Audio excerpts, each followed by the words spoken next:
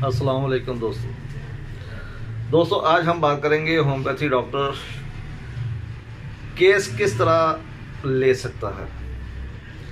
असल में होम्योपैथी में सबसे ज़्यादा मुश्किल काम मरीज़ की केस टेकिंग है, क्योंकि आपने देखा होगा कि अक्सर डॉक्टर जब किसी पुराने सीनियर डॉक्टर का केस देख लेते हैं तो केस को स्टडी करते ही उन्हें समझ आ जाती है कि दुआ कौन सी होगी। असल में मसला ये है कि दुआ की अलामत तो हमें याद होती हैं, लेकिन मरीज़ में हमें वो अलामत नहीं मिलती।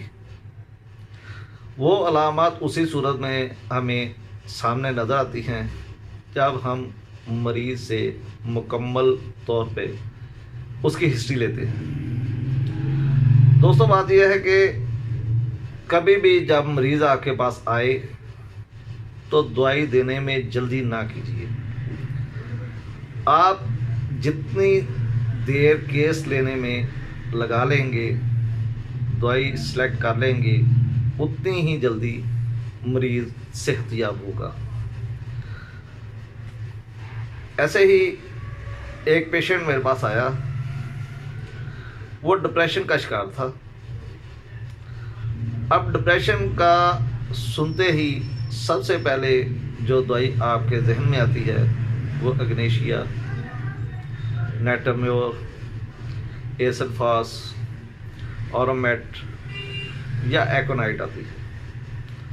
तो दोस्तों जब उसे हिस्ट्री ले गई तो उसने बताया कि वो बाहर से आया है और कारोबारी लॉस की वजह से वो डिप्रेशन का शिकार था। यहाँ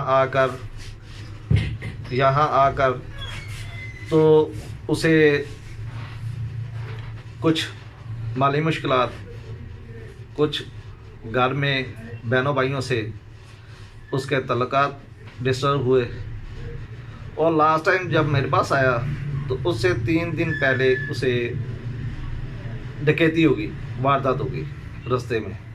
उसकी वजह से वो मज़ीद डिप्रेशन का शिकार था, और जब मैंने उसे देखा वो इंतहाई सुस्त तबीयत का मालिक था, और कारोबारी लॉस होने की वजह से मैंने उसे ब्रायोनिया 200 में दी।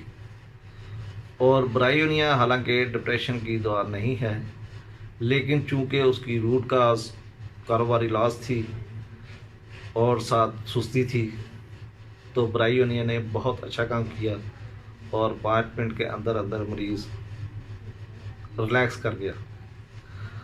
तो जब हम मुकम्मल तौर पे केस हिस्ट्री नहीं लेंगे, उस वक्त तक किसी भी मरीज़ को परमानेंट क्योर करना हमारे बस में नहीं।